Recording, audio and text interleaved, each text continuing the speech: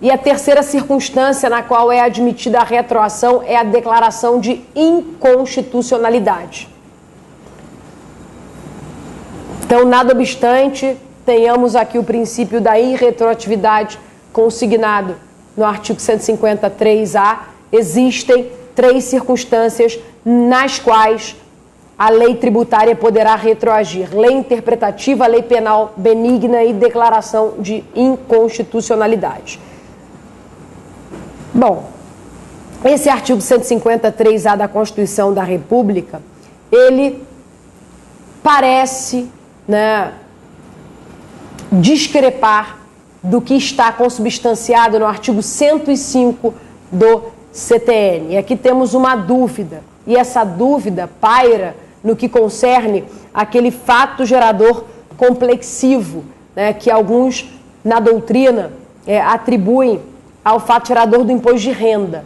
É aquele fato gerador que pende no tempo. O imposto de renda, o fato gerador é complexivo. Então aqui nós temos um fato gerador que ocorre durante um determinado período de tempo. É aquele no qual o ciclo de formação ocorre num determinado período de tempo e que engloba diversos fatos geradores. Por que eu estou dizendo isso? Porque, segundo o artigo 105 do CTN, a lei tributária nova, ela atinge fatos geradores futuros e fatos geradores pendentes. Então, isso acontece no que tange ao fato gerador do imposto sobre a renda. Esse é um fato gerador que pende no tempo, é um fato gerador no qual o ciclo de formação ocorre num determinado período de tempo, é o chamado fato gerador complexivo, que vem do italiano complessivo, tá? Então ele se prolonga no tempo. Bom, o que acontece aqui? Se nós formos nos pautar pela lógica do artigo 105, nós estaríamos a permitir que uma alíquota de imposto de renda seja modificada no final do ano e alcance os rendimentos auferidos desde o dia 1º de janeiro daquele ano. Por quê? Porque até o final do ano, o fato gerador do imposto de renda, que é complexivo, ainda não terá se consumado. Então, quaisquer modificações legislativas se aplicarão àqueles fatos geradores ocorridos desde o início do ano, Então, aqueles rendimentos auferidos desde o dia 1º de janeiro, apesar de terem sido auferidos antes dessa modificação legislativa, antes da majoração da alíquota, eles, repito, a despeito disso, serão atingidos pela lei nova, porque, segundo a determinação consubstanciada no artigo 105 do CTN, a lei nova atinge fatos geradores que estejam pendendo. Atenção, porque esse entendimento acabou por ser cristalizado no verbete 584 da súmula do Supremo. E aqui nós temos o Supremo admitindo a retroatividade imprópria. Então nós temos aqui os efeitos sendo catapultados para o futuro. Aqui nós não temos, em verdade, uma situação que já teria sido consumada no passado inteiramente. Isso seria retroatividade. Aqui não, aqui nós temos uma retroatividade imprópria porque estamos diante de uma situação cujos efeitos ainda estão operando. E essa retroatividade imprópria, ela é admitida pelo Supremo, que encampa esse entendimento consubstanciado no verbete 584. Então, para o Supremo, se porventura estivermos diante de uma alta de alíquota do imposto de renda, e essa alta tiver advindo no final do ano, a despeito disso, essa alíquota majorada, ela se aplicará àqueles rendimentos obtidos desde o início do ano, exatamente porque o fato gerador do IR ainda está pendendo, ainda não se consumou. E é incrível porque o Supremo, para justificar, né, essa retroatividade imprópria, ele chega a expor em algumas de suas decisões o seguinte: o fato gerador do imposto de renda, ele só se consuma depois do dia 31 de dezembro, mas antes do dia 1º de janeiro, num espaço atemporal lógico entre os dois exercícios. É o Supremo criando uma dimensão distinta aqui, né? Porque, na minha opinião, depois do dia 31 de dezembro, já se inicia, né, o dia 1º de janeiro. 00:01 já é dia 1º de janeiro. Mas, para o Supremo, né, o fato gerador do IR, ele só se consuma depois do dia 31 e ainda antes do dia 1º, num espaço, repiso, atemporal lógico entre os dois exercícios. Então, defendendo essa posição, o Supremo pode legitimar, né, um aumento de alíquota retroagindo, né, para o início do ano, né, atingindo aqueles rendimentos auferidos desde o dia 1º de janeiro. É com base, né, nessa concepção que o Supremo permite a retroatividade aqui imprópria, tá? Então, a lei, ela pode ser modificada e, em sendo modificada, vai atingir rendimentos auferidos desde o início do ano.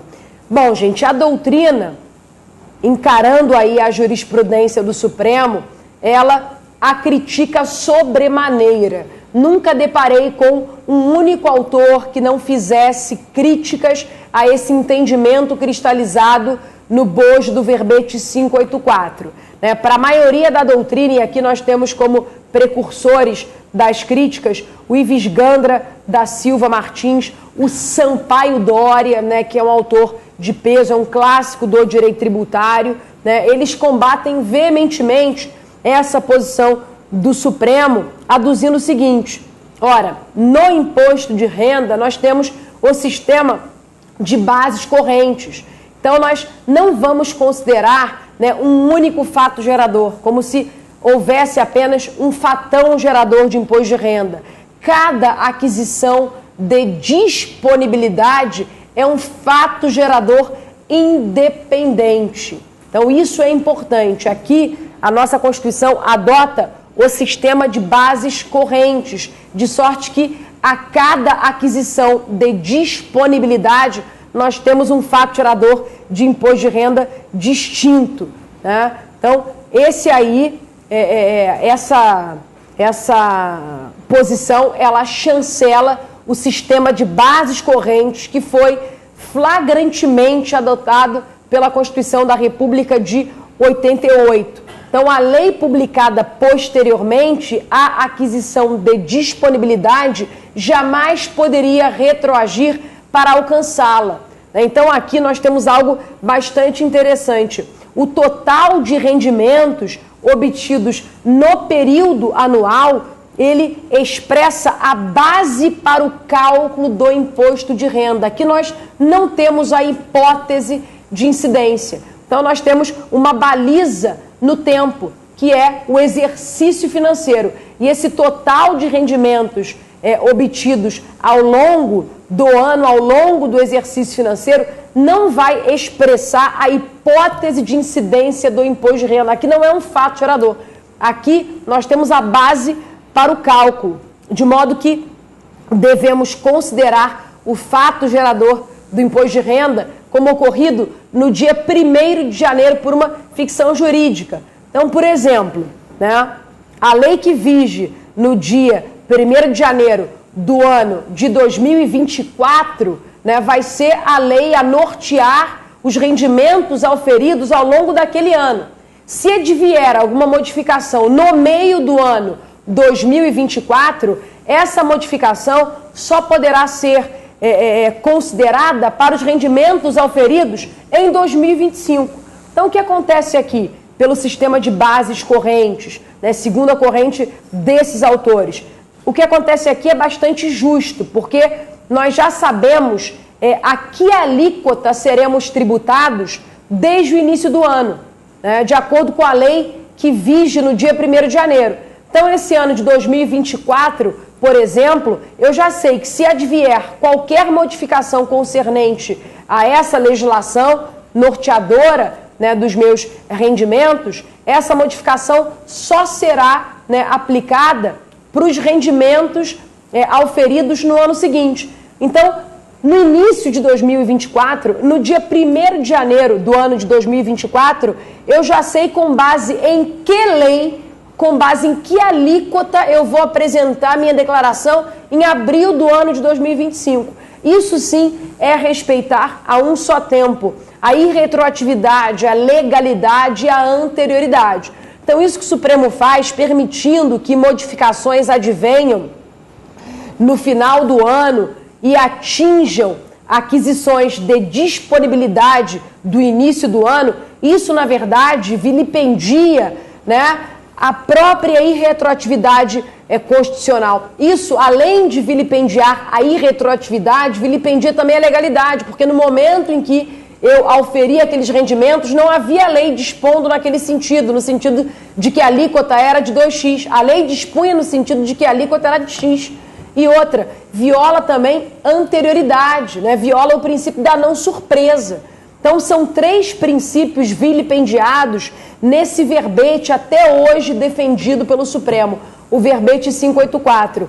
Um exemplo bastante flagrante, né, de descalabro diz respeito àquela lei que adveio em 91, uma lei publicada no dia 31 de dezembro do ano de 91. Ela foi publicada no DO da União às 23h45 da noite do dia 31 de dezembro e ela retroagiu. Então, as pessoas que fizeram as suas programações, as suas provisões, né, para pagar o imposto de renda, elas foram pegas aqui de surpresa, porque às 23h45 da noite do dia 31 de dezembro, nós tivemos aí um aumento de alíquota e essa alíquota majorada alcançou os rendimentos obtidos desde o dia 1º de janeiro do ano de 91, exatamente porque o Supremo considerou que o fato gerador do imposto de renda ainda estava pendendo, né? Porque para o Supremo o fato gerador só se consuma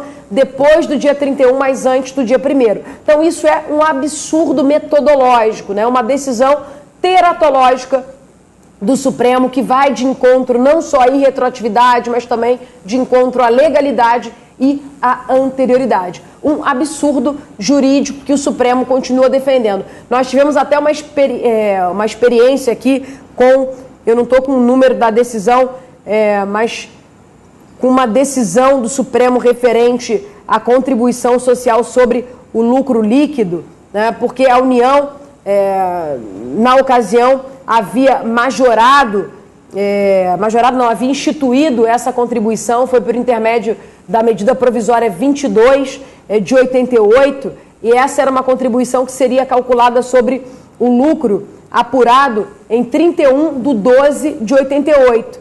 Então, o Supremo, ele disse que essa exigência, ela seria adiada para o mês de abril de 89. Então, o Supremo, na ocasião, ele se opôs à possibilidade de que a tributação incidisse quanto ao fato imponível ocorrido dentro daqueles 90 dias. E isso, né, conferiu uma vã esperança a todos, no sentido de que o Supremo havia finalmente abandonado aquele seu entendimento cristalizado no verbete 584. Mas, um ano depois, ou 2 anos depois, o Supremo voltou a privilegiar esse entendimento consubstanciado no artigo 584 e o Supremo acha que o total de rendimentos obtidos no período de um ano, isso expressa a hipótese de incidência do IR, não é. O fato gerador do IR ocorre no dia 1º de janeiro. Então, o total de rendimentos obtidos no ano, isso expressa, como eu disse há pouco, como o professor Sampaio Dória defende, né, isso expressa a base para o cálculo. Temos que considerar um período para que possamos calcular o imposto de renda a ser pago. São rendimentos obtidos, né, ao longo, né, de que período? Né, o período de um ano, dia 1º de janeiro até 31 de dezembro. Então, isso é, na verdade, a base para o cálculo do imposto. Nós não temos aí um fatão gerador único. Cada aquisição de disponibilidade é um fato gerador independente. Só que aqui, para fins de cálculo, consideramos o ano inteiro. Isto não quer significar que o fato está pendendo até o final do ano. Isso é uma impropriedade também técnica aqui do Supremo e, infelizmente, o verbete 584 ainda está sendo aplicado a pleno vapor.